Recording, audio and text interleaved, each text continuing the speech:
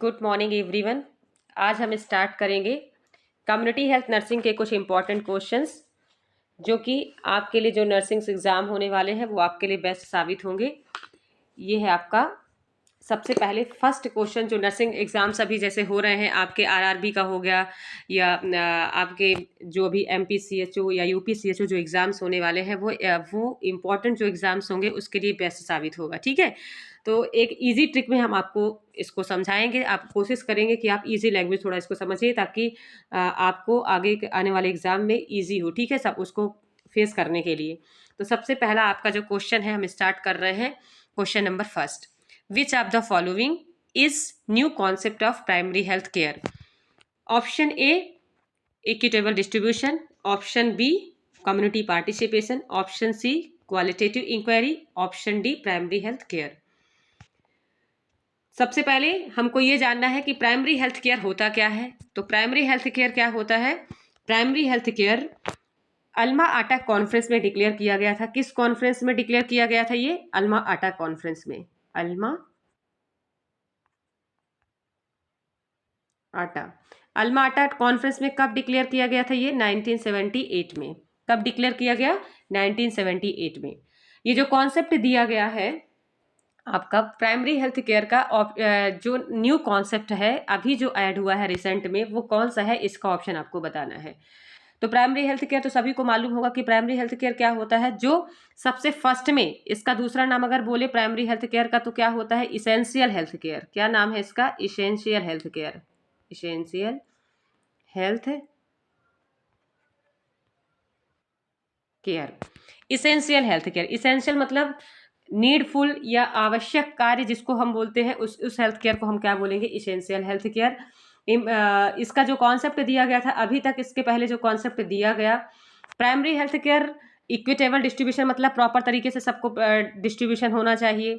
ठीक है, कम्युनिटी का पार्टिसिपेशन होना चाहिए, प्राइमरी हेल्थ केयर प्रोवाइड होना चाहिए। प्राइमरी हेल्थ केयर मतलब ये होता है, मान लीजिए फॉर एग्जाम्पल मैं आपको बता रही हूँ, कोई एक्सीडेंटल पेशेंट है, उसका एक्सीडेंट हो गया है, तो फर्स्ट हमारी प्रायोरिटी क्या बनेगी कि सबसे पहले उसकी ब्लीडिंग को रोकना।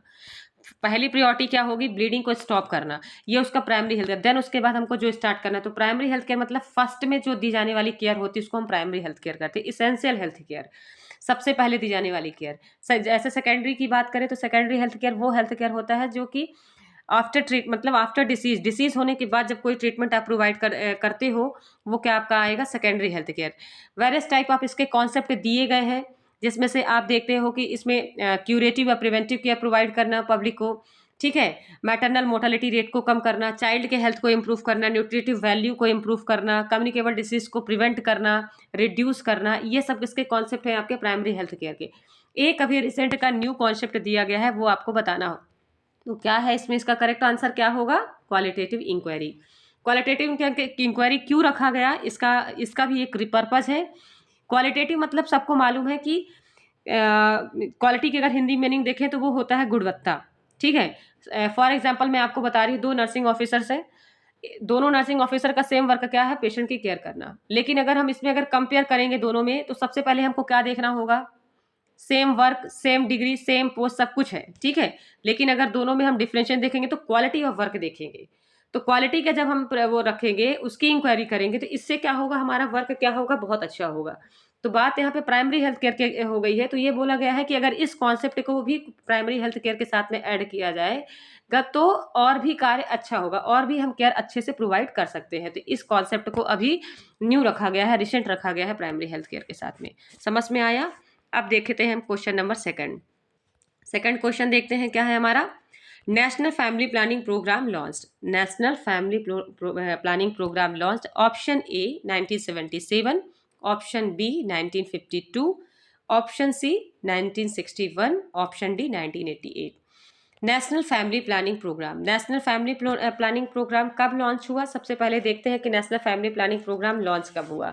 तो कब लॉन्च हुआ? ऑप्शन इसका बताइए, इसका करेक्ट ऑप्शन क्या होगा? जी हाँ, इसका करेक्ट ऑप्शन क्या होगा? 1952। ठीक है, अब फैमिली प्लानिंग प्रोग्राम का इसका मेनली एम क्या होता है? नेशनल फैमिली प्लानिंग प्रोग्राम का क्या होगा? स्मॉल फैमिली नॉर्म्स होता है ये। नेशनल फैमिली प्लानिंग प्रोग्राम मतलब होता है small family norms. Small family, इसका जो एम है, स्मॉल फैमिली। ठीक है। स्मॉल फैमिली कैसे, 2 बेबीज, मतलब किसी भी फैमिली में 2 बच्चे अगर हो रहे हैं वो होता है स्मॉल फैमिली नॉर्म्स। ठीक है।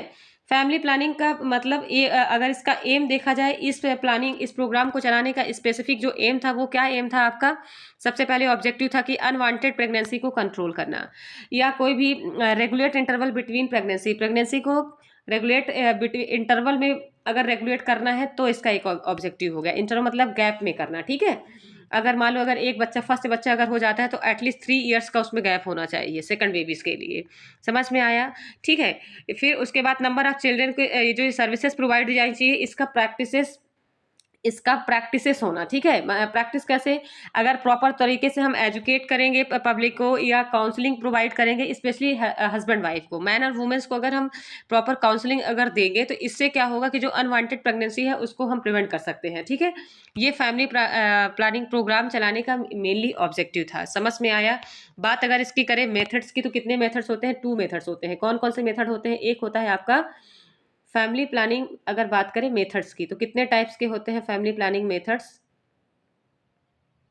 2 टाइप्स होते हैं। पहला होता है आपका स्पेसिंग मेथड्स, दूसरा होता है आपका टर्मिनल मेथड्स। ठीक है। इसको हम बोलेंगे परमानेंट मेथड, टर्मिनल मेथड को क्या बोलेंगे, परमानेंट, और इसको बोलते हैं टेम्परेरी मेथड। टीएम से याद रखिएगा, टीएम एक तो टर्मिनल मेथड होता है। ठीक है। ये टेम्परेरी नहीं है, ये है परमानेंट मेथड। और स्पेसिंग मेथड में जो कि टेम्परेरी है, इसको स्पेसिंग मेथड्स बोलते हैं। इसके भी कितने टाइप्स होते हैं, 2 प्रकार के होते हैं। एक होता है नॉन हार्मोनल, एक होता है हार्मोनल मेथड। इसके भी 2 मेथड्स होते हैं, एक होता है आपका ट्यूबेक्टोमी मेथड्स, एक होता है vasectomy method. Non hormonal methods में भी 3 मेथड होते हैं, जिसमें आपको देखना होगा कौन सा, केमिकल मेथड्स होता है, मैकेनिकल मेथड्स होता है, बैरियर मेथड्स होता है। ये आपका किस में होता है, ये होता है नॉन हार्मोनल्स में। हार्मोनल्स में जैसे कि ओरल पिल्स, मालाडी, मालायन हो गया, ये सारी जो टैबलेट फॉर्म में आती है वो किस में आएगा, आपका हार्मोनल मेथड्स में आएगा। समझ में आया। ये सारे मेथड्स किसके लिए होते हैं, अनवांटेड प्रेगनेंसी को कंट्रोल करना। और टेम्परेरी मेथड एक सर्जिकल मेथड्स होता है, इसको हम स्टेलाइज मेथड भी कहते हैं। ठीक है। सर्जिकल मेथड्स बोलते हैं टेम्परेरी मेथड्स को। और इसमें टेम्परेरी जो ट्यूबेक्टोमी होता है फॉर द फीमेल्स के लिए, ट्यूब से नाम याद रखना, फैलोपियन ट्यूब, फैलोपियन ट्यूब को कट करके जो सर्जरी की जाती है उसके थ्रू हम जो ओवम रिलीज होता है वो वहीं पे क्या हो जाएगा, डिस्ट्रॉय हो जाएगा। ठीक है। आगे वो फर्टिलाइज नहीं हो पाएगा, ओवम फर्टिलाइज नहीं हो पाएगा। तो ये किस में होगा, ट्यूबेक्टोमी में होगा। और वैसेक्टोमी में क्या होगा, वैस डिफरेंस जो ट्यूब होती है उसको कट कर देते हैं मेल्स में। ये होता है आपका वैसेक्टोमी मेथड। समझ में आया। तो ये नेशनल फैमिली प्लानिंग प्रोग्राम कब लॉन्च हुआ था, तो इसका करेक्ट ऑप्शन क्या होगा आपका, ऑप्शन बी, 1952 में। ये हो गया मेथड्स, फैमिली प्लानिंग प्रोग्राम से कि मेथड्स कितने होते हैं, तो ये हमने आपको मेथड्स के बारे में बता दिया। समझ में आया। तो कितने टाइप्स के मेथड्स होते हैं, 2 टाइप्स के। कौन कौन से, स्पेसिंग मेथड्स और टर्मिनल मेथड। स्पेसिंग को हम बोलते हैं टेम्परेरी, टेम्परेरी मतलब थोड़े टाइम्स के लिए इसको हम प्रिवेंट करते हैं, रोकते हैं। और टेम्परेरी यानी क्या होता है, परमानेंट मेथड्स होता है। समझ में आया। बैरियर मेथड में क्या क्या आएगा आपका, जैसे कि कॉपर टी हो गया। ठीक है। समझ में आया। समझ में आ गया। ठीक है। अब इसमें फिर हम आगे डिस्कशन करेंगे, नेक्स्ट सेशन जब स्टार्ट करेंगे तो उसमें हम आपको ये कॉन्ट्रासेप्टिव मेथड्स के बारे में हम डीप में डिस्कशन करेंगे। जैसे कितने टाइप्स के कॉपर टी होते हैं, कितनी जनरेशन की आती है, फर्स्ट सेकंड थर्ड में कौन कौन सी कॉपर टी आती है, तो ये सब अब आगे की क्लास में फिर आपसे हम डिस्कशन करेंगे। अभी हम नेक्स्ट क्वेश्चन देखेंगे। Question number 3, national family welfare programme launch. National family welfare programme कब लॉन्च हुआ था, option A 1977, option B 1952, option C 1963, option D 1955। इसका करेक्ट आंसर क्या होगा बताइए, नेशनल फैमिली वेलफेयर प्रोग्राम। अभी हम इसके पहले जो पढ़ रहे थे वो था नेशनल फैमिली प्लानिंग प्रोग्राम, और अभी क्या है, ये हमारा नेशनल फैमिली वेलफेयर प्रोग्राम। तो इसका करेक्ट आंसर क्या होगा, ये कब लॉन्च किया गया था, जी हाँ बताइए इसका। जी, इसका करेक्ट आंसर क्या होगा, आंसर ए 1977। बात करें फैमिली वेलफेयर प्रोग्राम का, तो इसका मेनली एम्स क्या था, लोगों को, पब्लिक को जागरूक करना। वेलफेयर मतलब होता है जागरूक करना। किसको किसको, इंडिविजुअल को, फैमिली को, कम्युनिटीज एरियाज को। कम्युनिटीज एरियाज को, फैमिलीज को, इनका जो मिसकॉन्सेप्शन था, क्या था, मिसकॉन्सेप्शन, मिसकॉन्सेप्शन, जो इनका मिसकॉन्सेप्शन, मिसकॉन्सेप्शन मतलब होता है भ्रांतियां। क्या बोलेंगे हम, भ्रांतियां, गलत भाव अगर जिसके मन में होता है, उनकी भ्रांतियों को क्या करना था, हमको कम करना था, लोगों को जागरूक करना था।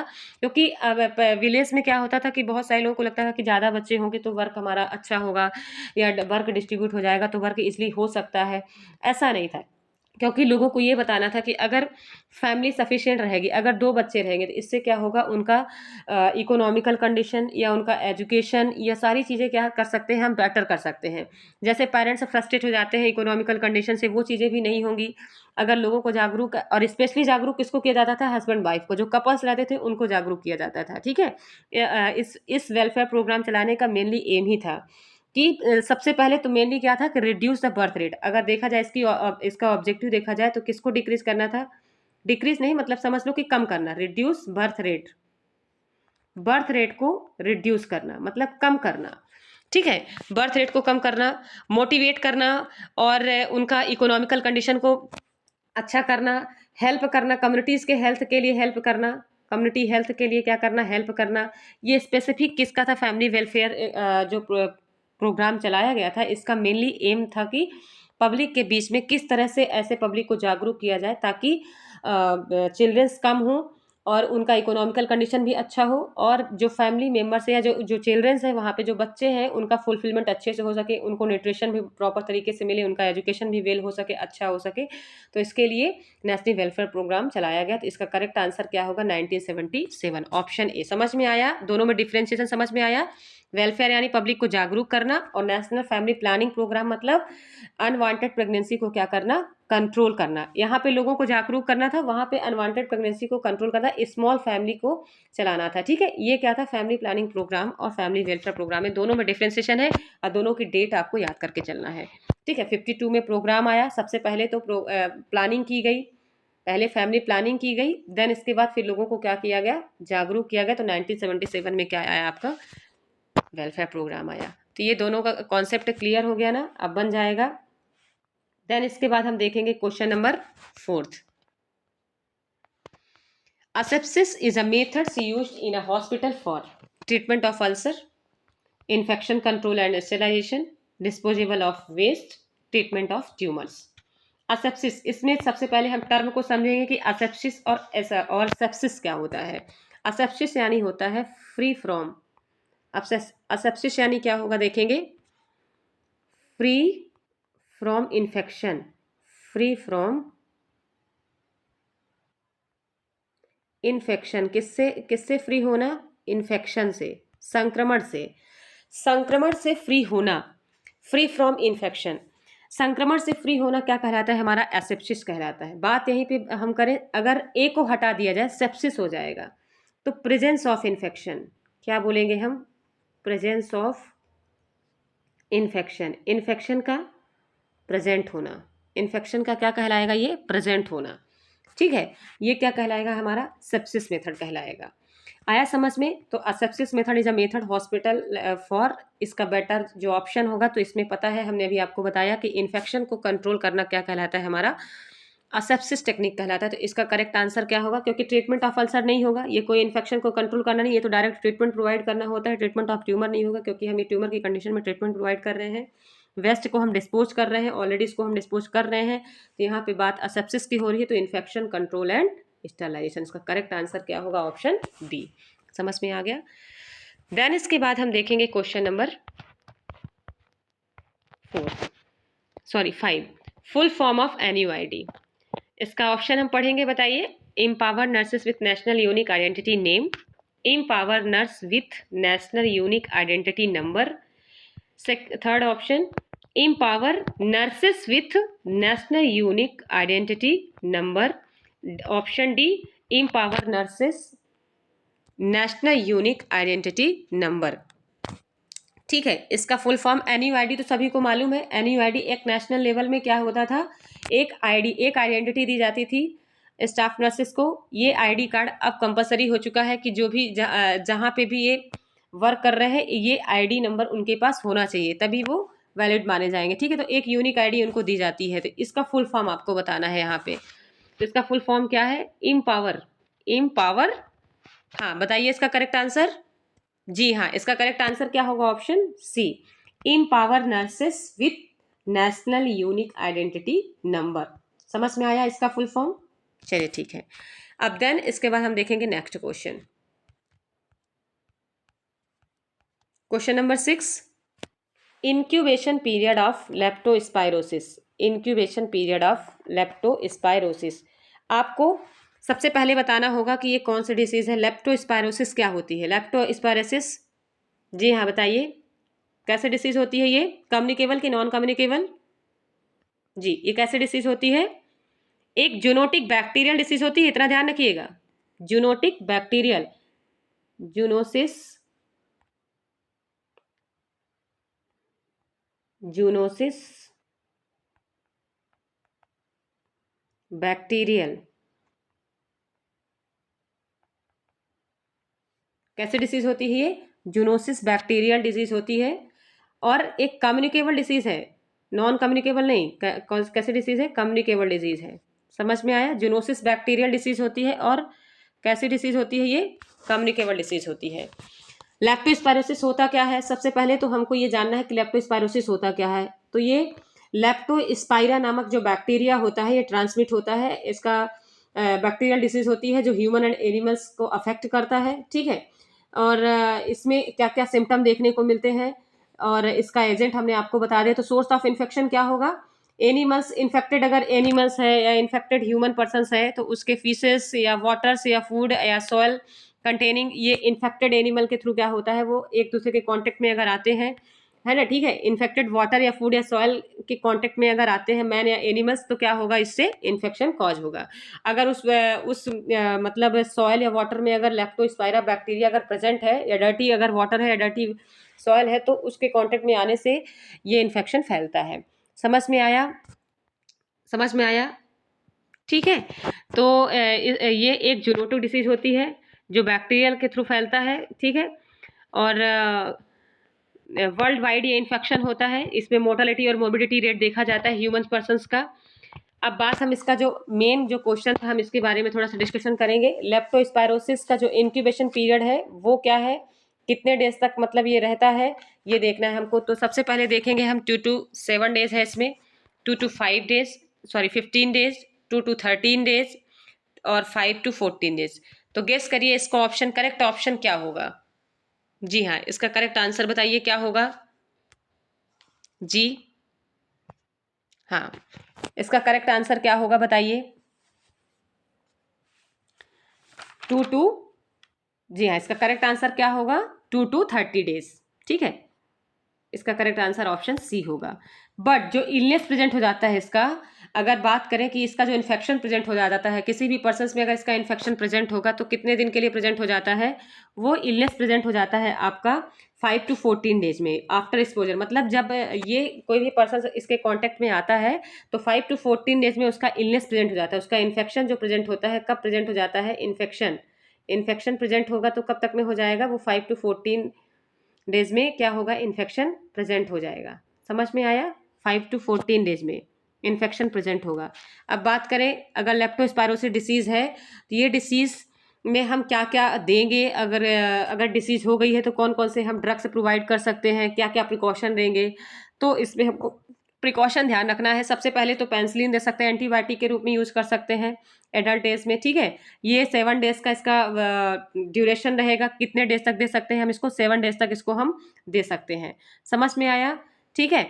अगर इसका डोजेस की बात करें तो डोजेस आईवी इसको हम देते हैं, ठीक है, आईवी देंगे। और अगर एंटीबायोटिक की बात करें तो जैसे डॉक्सीसाइक्लिन हो गया, डॉक्सीसाइक्लिन,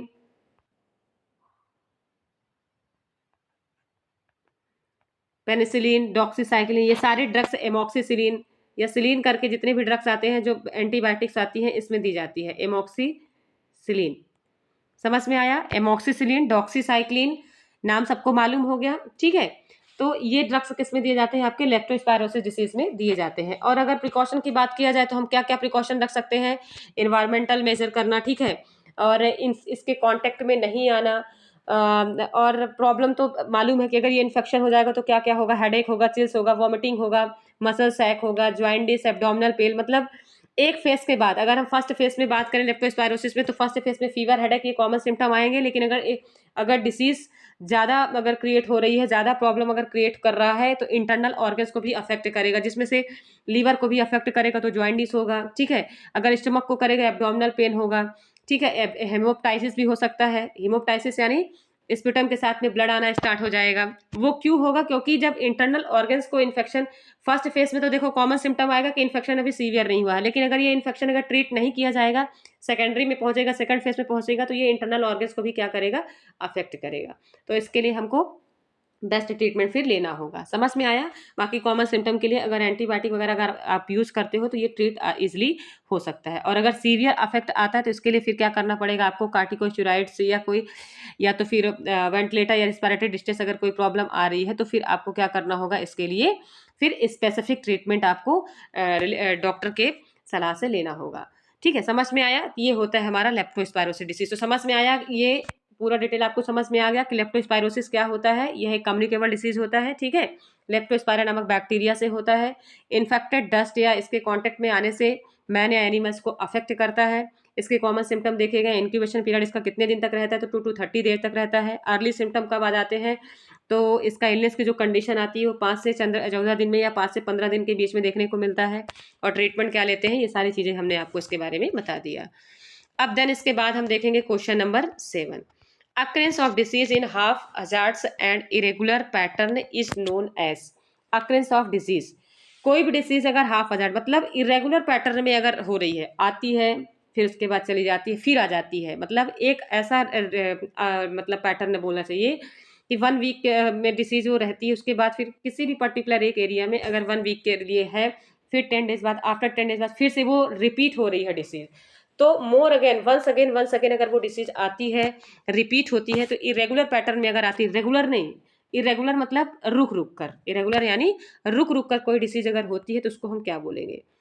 तो इंडेमिक, एपिडेमिक, पैंडेमिक या स्पोरेडिक? इसका करेक्ट आंसर बताइए क्या होगा? जी हाँ, इसका करेक्ट आंसर क्या होगा? Option C, sporadic. समझ में आ गया? ठीक है, देन इसके बाद हम देखते हैं question number 8। Mid day meal programme launch, mid day meal programme launch 1961, 1962, 1985, 19 mid day meal programme कब लॉन्च हुआ था? देखिए, मिड डे मील प्रोग्राम होता क्या है? मिड डे मील प्रोग्राम ये एक स्कूल लंच प्रोग्राम होता है।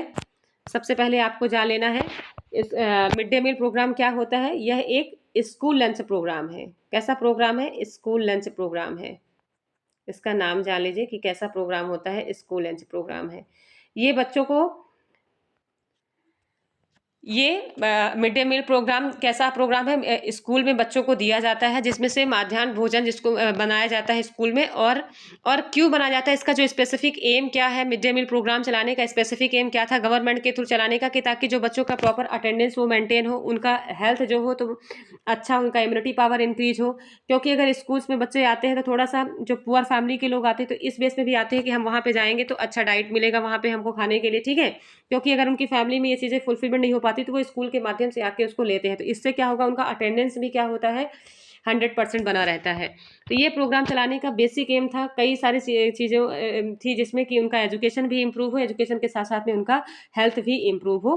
ठीक है, तो ये मिड डे मील प्रोग्राम चलाने का स्पेसिफिक एम था। तो इसका करेक्ट आंसर क्या होगा? कब चलाया गया था? जी हाँ, इसका करेक्ट आंसर होगा ऑप्शन ए, 1961। ठीक है, अब नेक्स्ट वन देखेंगे हम question number 9। Mid day meal scheme. अभी हमने देखा mid day meal programme, scheme programme और स्कीम में देखो स्कीम कब लॉन्च की गई थी, मिड डे मील स्कीम कब आई? ठीक है, तो ये देखना है, दोनों में डिफ्रेंसिएशन याद करके रखिएगा। स्कीम कब आई? जी हाँ, स्कीम कब आई? 1995। मिड डे मील स्कीम कब आई? 1995। ठीक है, देन इसके बाद हम क्वेश्चन नंबर 10 देखते हैं। An adult has received an injection of immunoglobulin. The client asked what this injection will do for him. The nurse reply include the information that will develop which type of immunity as a result of this injection. तो एक adult person है जो receive कर रहा है immunoglobulin injection, और ये injection वो पूछ रहा है, नर्सेस से पूछ रहा है कि मतलब include the information that will develop which type of immunity result this injection. मतलब अगर ये इंजेक्शन एक इम्यूनोग्लोबिन इंजेक्शन लग रहा है उसको, ठीक है, किसी भी पर्सन को इम्यूनोग्लोबिन इंजेक्शन अगर लग रहा है तो ये किस टाइप की इम्यूनिटी कहलाएगी, कौन से टाइप का रिजल्ट आएगा इस इंजेक्शन को लगाने के बाद में। तो आपको बताना है, एक एडल्ट पर्सन रिसीव कर रहा है इम्यूनोग्लोबिन, तो क्लाइंट पूछ रहा है नर्सेस से कि किस टाइप का ये इम्यूनिटी होगी। तो ये आपको बताना है कि किस टाइप की इम्यूनिटी कहलाएगी ये। तो सबसे पहले तो हमको जान लेना है, हम एक बार ऑप्शन पढ़ते हैं फिर आपको बताते हैं कि इम्यूनिटी क्या होता है, ठीक है। Active natural immunity, option B active artificial immunity, option C passive natural immunity, option D artificial immunity. तो बात करें एक्टिव नेचुरल इम्यूनिटी, सबसे पहले इम्यूनिटी क्या होता है, तो इम्यूनिटी के बारे में जानेंगे। Resistance power of disease, resistance resistance power of disease, resistance power of disease, ठीक है। मतलब हमारी बॉडी के अंदर ऐसा पावर इंक्रीज होता है, ऐसा इम्यून सिस्टम इंक्रीज होता है, डेवलप होता है या बढ़ता है, जिससे कोई भी इन्फेक्शन या कोई भी डिसीज अगर होती है, कोई भी बीमारी अगर होती है, तो उसको वहीं पे क्या कर देता है, उसको प्रिवेंट कर देता है, रोकता है। वो हमारा क्या कहलाता है, इम्यूनिटी कहलाता है। समझ में आया। या protection against infectious disease based on the immune system, अगर इसको हम एक टर्म में बोले तो क्या होता है, प्रोटेक्शन अगेंस्ट इन्फेक्शियस डिसीज। किससे प्रोटेक्ट करता है ये, इन्फेक्शियस डिसीज से ये प्रोटेक्ट करता है। किसके अगेंस्ट में, इन्फेक्शियस डिसीज के अगेंस्ट में। समझ में आया। अगर कोई भी इन्फेक्शन हो रहा है या कोई भी डिसीज अगर आपकी बॉडी में हो रही है, तो उसके अगेंस्ट में आपको प्रोटेक्ट करता है, तो ये क्या कहलाता है, आपका इम्यूनिटी कहलाता है। समझ में आया, ठीक है। अब ये इम्यूनिटी मेनी सिस्टम में मतलब का क्या बोलना चाहिए कि इम्प्रूव होता है, सभी सिस्टम में इम्प्रूव होता है। जैसे कि मान लीजिए कि बोन मैरो हो गया, थाइमस हो गया, लिम्फ ग्लैंड हो गया, स्प्लीन हो गया, टॉन्सिल्स हो गया, एडनॉइड, मतलब सारे सिस्टम्स में डिफरेंट टाइप ऑफ इम्यूनिटी क्या होते हैं, इंक्रीज होते हैं। जैसे कि आपका लिम्फ नोड्स में बात किया जाए तो लिम्फोसाइट हो गया, आपका बी लिम्फोसाइट्स हो गया, ठीक है, टी लिम्फोसाइट्स हो गया। बोन मैरो में ये सारे जो लिम्फोसाइट्स होते हैं, उनके माध्यम से अलग अलग इम्यूनिटी क्या होती है, आपकी बॉडी में इंक्रीज होती है। जैसे अदर सेल्स देखें तो plasma cells, epithelial cells, macrophages, ठीक है, मास्ट सेल हो गया, और पॉलीमॉर्फन सेल्स हो गया, डेंड्राइट सेल्स हो गया, सभी का मतलब अलग अलग फंक्शंस है आपकी बॉडी में, अलग अलग फंक्शन देखने को मिलेगा आपकी बॉडी में इम्यूनिटी पावर इंक्रीज करने का। समझ में आया। तो इम्यूनिटी पावर जो होती है आपकी बॉडी की, जो इम्यूनिटी होती है, वो अलग अलग सिस्टम के थ्रू अलग अलग क्या होती है, इंक्रीज होती है, जो कि आपकी बॉडी को फॉरेन पार्टिकल से, मतलब जो फॉरेन बॉडीज होती है, जो इन्फेक्शन होता है या कोई डिसीज होता है, तो उससे आपको क्या करती है, प्रोटेक्ट करके रखती है। अब देखिए हम अपने टॉपिक पे आते हैं। सबसे पहले तो हमारा इम्यूनिटी में ये जो रिजल्ट पूछा जा रहा है, जो इम्यूनोग्लोबिन अगर उसको इंजेक्शन दिया जा रहा है, तो ये किस टाइप की इम्यूनिटी कहलाएगी। तो सबसे पहले तो आप समझिए कि इम्यूनिटी होती कितने टाइप्स की है। तो इम्यूनिटी तो सबसे पहले देखिए इन्नेट या नेटिव इम्यूनिटी इसको बोलते हैं। कौन सा टाइप्स का होगा, इन्नेट या नेटिव इम्यूनिटी। समझ में आया। इन्नेट, नेटिव, अथवा उसको हम एक्वायर्ड इम्यूनिटी बोल सकते हैं। इन्नेट और नेटिव इम्यूनिटी को हम क्या बोल सकते हैं, सबसे पहले देखो इन्नेट, क्या बोलेंगे, इन्नेट, इन्नेट और नेटिव या फिर एक्वायर्ड,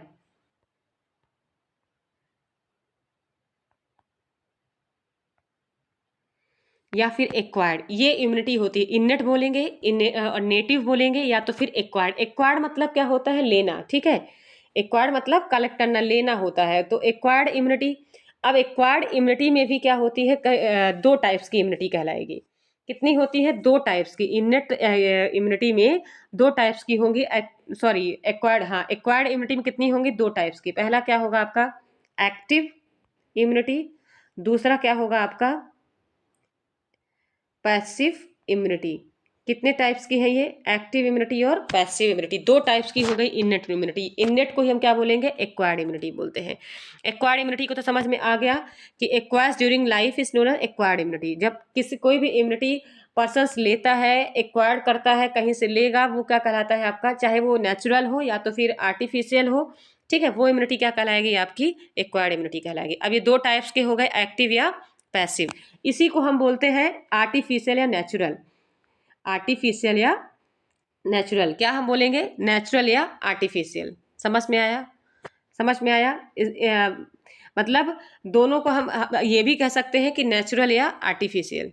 समझ में आ गया, एक्टिव एंड पैसिव, नेचुरल या आर्टिफिशियल, नेचुरल या आर्टिफिशियल। समझ में आया, आर्टिफिशियल इम्यूनिटी, नेचुरल या आर्टिफिशियल इम्यूनिटी। अब बात हम करते हैं कि जो एक्टिव इम्यूनिटी होती है, एक्टिव इम्यूनिटी होती क्या है। देखिए अब इसमें स्पेस देखिए कम है, तो थोड़ा सा हम आपको ऐसे ही ओरली समझा रहे हैं कि एक्टिव इम्यूनिटी क्या होती है। Active immunity resistance power of disease individual में डेवलप होती है, जो कि एंटीजन जो स्टिमुलेट होता है, ठीक है, एंटीजन स्टिमुलेट होता है और इम्यून रिस्पॉन्स प्रोवाइड करता है। आप किसी से जब अडॉप्ट करते हो, एक्टिव इम्यूनिटी ऐसा रिस्पॉन्स देता है, एडॉप्टिव इम्यूनिटी कहलाती है। समझ में आया कि नहीं आया? तो आपकी बॉडी में जो एंटीजन बनते हैं, एक्टिव इम्यूनिटी जो इंक्रीज होती है, तो इसमें क्या इन्वॉल्व होता है, किसी भी होस्ट के द्वारा, किसी भी होस्ट के जिसको मतलब मान लीजिए कोई अगर मैन पर्सन है, उसकी बॉडी में इम्यून सेल्स अगर क्या होंगे, अगर मान लीजिए कि प्रोड्यूस किया जाए या थ्रू द वैक्सीन के थ्रू अगर उसको दिया जाए और इम्यून सिस्टम उसकी बॉडी में अगर प्रोड्यूस किया जाता है, तो लॉन्ग लास्टिंग इम्यूनिटी क्या होती है, उसकी बॉडी में इंक्रीज होती है। तो ऐसा जो इम्यूनिटी इंक्रीज होना कहलाएगा, क्या कहलाएगा, वो एक्टिव इम्यूनिटी कहलाएगा। समझ में आया? ऐसी इम्यूनिटी को हम क्या बोलेंगे, एक्टिव इम्यूनिटी। ठीक है, अब ये एक्टिव इम्यूनिटी आपका मोर इफेक्टिव होगा, give better than passive immunity. Passive immunity की अपेक्षा जो एक्टिव इम्यूनिटी होती है वो, क्योंकि यह एक नेचुरल इम्यूनिटी होती है। और नेचुरल इम्यूनिटी मतलब आपकी बॉडी में, मतलब जो होस्ट पर्सन होता है, पहले से इम्यूनिटी क्या होती है, वो इंक्रीज रहती है, एडॉप्टिव रिस्पॉन्स प्रोवाइड करता है आपकी बॉडी। आया समझ में? एक्टिव मतलब होगा कि आपकी बॉडी में पहले से ही एक नेचुरल इम्यूनिटी फॉर्म होती है। और पैसिव इम्यूनिटी यानी मतलब जैसे कि आप बाहर से कोई भी अगर इम्यूनिटी आप लेते हो, वो पैसिव कहलाएगा। जैसे वैक्सीनेशन के थ्रू अगर कोई इम्यूनिटी आप लेते हो, वो पैसिव इम्यूनिटी आपका कहलाएगा। समझ में आया? क्योंकि पैसिव इम्यूनिटी ऐसा नहीं है कि आपका जो वैक्सीनेशन कराते हो वो 100% श्योरिटी के साथ में हो। वो श्योर नहीं होता है कि वो इम्यूनिटी आपकी बॉडी के लिए इफेक्टफुल रहेगी कि नहीं रहेगी, इसकी कोई श्योरिटी नहीं होती। लेकिन एक्टिव इम्यूनिटी क्या कहलाता है, आपका एक नेचुरल इम्यूनिटी फॉर्म होती है, जो होस्ट के या ह्यूमन पर्सन की बॉडी में एक रिस्पॉन्स रिएक्शन देती है कि पर्टिकुलर स्पेसिफिक पैथोजेंस के अगेंस्ट में। समझ में आया? अब बात करें हम एक्टिव इम्यूनिटी के कितने टाइप्स के होते हैं, तो एक्टिव इम्यूनिटी भी जो होती है तो वो 2 टाइप्स की होती है। एक्टिव इम्यूनिटी कितने टाइप्स की होती है, 2 टाइप्स की। इसमें 2 टाइप्स हैं, सेलुलर रिस्पॉन्स बोलेंगे, एक बोलते हैं ह्यूमरल रिस्पॉन्स। एक सेलुलर रिस्पॉन्स होता है, एक होता है आपका ह्यूमरल रिस्पॉन्स। बात करें हम सेलुलर रिस्पॉन्स का, तो क्या होता है, यह जब जो आपकी एक्टिव इम्यूनिटी होती है, पर्टिकुलर किसी सेलुलर रिस्पॉन्स करती है। जैसे फॉर एग्जांपल मैं आपको बात करती हूँ, एग्जांपल जैसे टीबी, अगर किसी को टीबी डिसीज हो गई है मान लीजिए, ठीक है, टीबी डिसीज एग्जांपल मैं बता रही हूँ, पर्टिकुलर कोई भी डिसीज हो सकती है, लेकिन मान लो सपोज दैट किसी को टीबी हुआ है और आपकी बॉडी से एक सेलुलर रिस्पॉन्स हो रहा है, एक पर्टिकुलर सेल से जो रिस्पॉन्स हो रहा है डिसीज को प्रिवेंट करने के लिए, टीबी डिसीज को प्रिवेंट करने के लिए, उस इन्फेक्शन को प्रिवेंट करने के लिए स्पेसिफिक रूप से, जैसे कि मान लीजिए टी लिम्फोसाइट हो गया, टी लिम्फोसाइट सिक्रीट करता है लिम्फोकाइनेज। ये सभी को मालूम है कि लिम्फोकाइनेज नामक एंटीजन जो एंजाइम्स होता है, वो क्या होता है आपका, सिक्रीट होता है। और वो उस सिक्रेशन में क्या स्टिमुलेट करेगा, वो मैक्रोफेजेस सिक्रेट करेगा। और मैक्रोफेजेस का वर्क क्या होता है, फैगोसाइट को इनहेल करना। ठीक है, फैगोसाइट जो मतलब मैक्रोफेजेस या फैगोसाइट वहां पे स्टार्ट होते हैं, स्टिमुलेट होते हैं टीबी के, वो उसको क्या करता है, इनहेल कर लेता है। ठीक है, तो ये हमारा क्या कहलाएगा, सेलुलर इम्यूनिटी। फॉर एग्जांपल मान लीजिए कि जैसे कि बच्चा जन्म लेता है, बच्चा अगर जब जन्म लेता है तो जब कोई भी डिफेक्ट होता है उसकी बॉडी में, एंटीबॉडी अगर प्रोड्यूस होता है, तो अप टू 6 ईयर तक विदाउट रिप्लेसमेंट थेरेपी के, ठीक है, बी एंड टी लिम्फोसाइट्स क्या होते हैं, सेल्स उसकी बॉडी में क्या होंगे, डेवलप होते हैं। ठीक है, असेसरी सेल्स बोलते हैं इसको, हम ह्यूमन क्लर सेल्स बोलते हैं, जो कि स्टिमुलेट होता है बच्चे में। समझ में आया? कब कब तक ये प्रोडक्शन कब तक हो सकता है, मिनिमम 6 ईयर तक ये प्रोडक्शन होता है, जब तक बच्चा मैच्योर नहीं हो जाता है। जब बच्चा जन्म लेता है तो उसका जो ह्यूमरल एंटीबॉडी होता है वो डिफेक्ट होता है। ठीक है, तो अप टू कब कब ये प्रोड्यूस होता है, 6 ईयर्स तक। अबाउट 6 ईयर्स तक क्या होगा, बच्चे का जो इम्यूनिटी पावर है वो वीक रहता है। लेकिन जैसे ही 6 ईयर का बच्चा होता है, तो ये जितने भी इसके लिम्फोसाइट्स है, जो सेलुलर इम्यूनिटी है, वो इंक्रीज हो जाती है, डेवलप हो जाती है, जिससे बच्चा क्या कर सकता है, कोई भी फॉरेन पार्टिकल्स या कोई भी मैक्रोफेजेस या कोई भी फैगोसाइट्स होता है, इजिली क्या कर सकते हैं, उसके सेल्स फाइट कर सकते हैं। समझ में आया? तो ऐसी इम्यूनिटी, जैसे पर्टिकुलर अगर हमारी बॉडी अगर रिस्पॉन्स कर रही है, तो वो क्या कहलाएगा, हमारा सेलुलर इम्यूनिटी कहलाएगा। देन इसके बाद हम बात करते हैं ह्यूमरल इम्यूनिटी की। ऐसी immunity, in this immunity entry of antigen, specific antigen produce which comes from, जैसे बी सेल्स। इसमें इसमें किस सेल्स का रोल होता है, बी सेल्स का। बी सेल्स बोन मैरो से डिराइव लिम्फोसाइट से क्या होता है, इंक्रीज होता है, और एक स्पेसिफिक एंटीबॉडी रेगुलेट होती है या सर्कुलेट होती है बॉडी के अंदर। जो एंटीजन, ये एंटीजन क्या करता है, एंटीबॉडीज जो प्रोड्यूस होते हैं स्पेसिफिक रूप से, जो मैक्रोफेजेस होते हैं उसके अगेंस्ट में वर्क करते हैं, पर्टिकुलर मैक्रोफेजेस या पैथोजेंस को इनहेल करते हैं, तो ये क्या कहलाता है, हमारा ह्यूमरल इम्यूनिटी कहलाता है। समझ में आया? समझ में आया? दोनों में डिफरेंसेस समझ में आया? सेलुलर इम्यूनिटी रिस्पॉन्स करती है against various type of disease के लिए, और जो ह्यूमरल इम्यूनिटी होती है, इसमें देखिए सेलुलर इम्यूनिटी क्या की, एक पर्टिकुलर डिसीज के लिए वर्क कर रही है, लेकिन जो आपकी ह्यूमरल इम्यूनिटी है, इसमें क्या होता है कि antigen, entry of antigen, antigen का एंट्री होगा और स्पेसिफिक रूप से एंटीबॉडीज उसमें प्रोड्यूस होगी। समझ में आया? जैसे फॉर एग्जांपल बी सेल्स, समझ में आया कि नहीं आया? तो B cells are bone marrow से डिराइव्ड होकर एक लिम्फोसाइट बनेगा और उससे क्या होगा, जो भी मैक्रोफेजेस होंगे उसको वो इनहेल करेगा और आपकी बॉडी में ये एंटीबॉडी सर्कुलेट होगा। तो इस प्रकार की जो इम्यूनिटी कहलाएगी वो ह्यूमरल इम्यूनिटी कहलाएगी। आया समझ में? और सेलुलर इम्यूनिटी क्या होती है, पर्टिकुलर किसी डिसीज के लिए वर्क करती है और effective against most infection disease, और एक बहुत ही इंपॉर्टेंट इफेक्ट दिखाएगा किसके अगेंस्ट में, डिसीज के अगेंस्ट में, तो वो हमारा सेलुलर इम्यूनिटी कहलाता है। तो ये ह्यूमरल इम्यूनिटी हो गया आपका और सेलुलर इम्यूनिटी। ये किसके टाइप्स होते हैं, आपके एक्टिव इम्यूनिटी के टाइप्स होते हैं। देन इसके बाद हम बात करेंगे पैसिव इम्यूनिटी। किसकी बात करेंगे हम, पैसिव इम्यूनिटी की। किसकी बात करेंगे हम, पैसिव इम्यूनिटी की। तो पैसिव इम्यूनिटी समझ में आया? पैसिव इम्यूनिटी कितने टाइप्स के होते हैं, दो प्रकार के होते हैं, नेचुरल पैसिव इम्यूनिटी और आर्टिफिशियल पैसिव इम्यूनिटी। ये भी कितने प्रकार के होते हैं, नेचुरल, मतलब आप जो एक्टिव इम्यूनिटी है और पैसिव इम्यूनिटी है, दोनों को नेचुरल और आर्टिफिशियल दोनों को डिवाइड कर सकते हो। एक्टिव इम्यूनिटी भी आपकी आर्टिफिशियल होती है और पैसिव इम्यूनिटी भी आपकी आर्टिफिशियल और नेचुरल, दोनों ही नेचुरल और आर्टिफिशियल होते हैं। समझ में आया? ये समझ में आया आपको? लेकिन वो दो टाइप्स की होती है एक्टिव इम्यूनिटी, कौन सी, ह्यूमरल और सेलुलर इम्यूनिटी। ह्यूमरल मतलब कोई भी एंटीबॉडीज आपकी बॉडीज में प्रोड्यूस, एंटीजन प्रोड्यूस किया जाएगा तो एंटीबॉडीज बनेंगे। और सेलुलर इम्यूनिटी क्या होती है, जब आपकी बॉडी रिस्पॉन्स करती है, आपके अंदर जो एंटीबॉडीज होते हैं जो बनते हैं आपकी बॉडी के अंदर, वो होता है आपका सेलुलर रिस्पॉन्स। ठीक है। पैसिव इम्यूनिटी में बात करेंगे नेचुरल और पैसिव की, सॉरी आर्टिफिशियल की। तो नेचुरल पैसिव इम्यूनिटी क्या कहलाता है, जैसे कि मान लीजिए फॉर एग्जाम्पल मैं आपको बता देती हूँ, नेचुरल इम्यूनिटी वो इम्यूनिटी होती है जैसे transfer from mother to baby, mother से जो बच्चे को जाती है इम्यूनिटी, ठीक है, थ्रू द प्लेसेंटल। और मालूम है सबको कि कौन सी इम्यूनिटी जाती है, कौन सी इम्यूनिटी जाएगी, IgA, जिसको हम क्या बोलेंगे, IgA, सभी को मालूम होना चाहिए। मदर से जो एंटीबॉडीज जाती है बच्चे को, तो कौन सी एंटीबॉडीज जाती है जो माइक्रोफेजेस से या बच्चे को इन्फेक्शन से प्रिवेंट करता है, वो होता है IG, इम्यूनोग्लोबुलिन A। कौन सा एंटीबॉडीज जाएगा, इम्यूनोग्लोबुलिन A एंटीबॉडीज बच्चे के लिए जाएगा, resistance power of infection create करेगा ये। ठीक है, समझ में आया? इम्यून रिस्पॉन्स देता है ये, ठीक है बच्चे में। अब बात करते हैं हम आर्टिफिशियल पैसिव इम्यूनिटी की। आर्टिफिशियल पैसिव इम्यूनिटी क्या होता है, बताइए। आर्टिफिशियल पैसिव इम्यूनिटी क्या होगा, हाँ, आर्टिफिशियल पैसिव इम्यूनिटी होगा, इसमें क्या होगा कि जैसे कि मान लीजिए पैसिव इम्यूनिटी, एक पर्सन से दूसरे पर्सन में क्या होगा, इम्यूनिटीज इसमें क्या करेगा, एक पर्सन से दूसरे पर्सन में एंटीबॉडीज को ट्रांसफ़र किया जाएगा और उसके बाद किसी भी डिसीज से उसको प्रोटेक्ट करेंगे।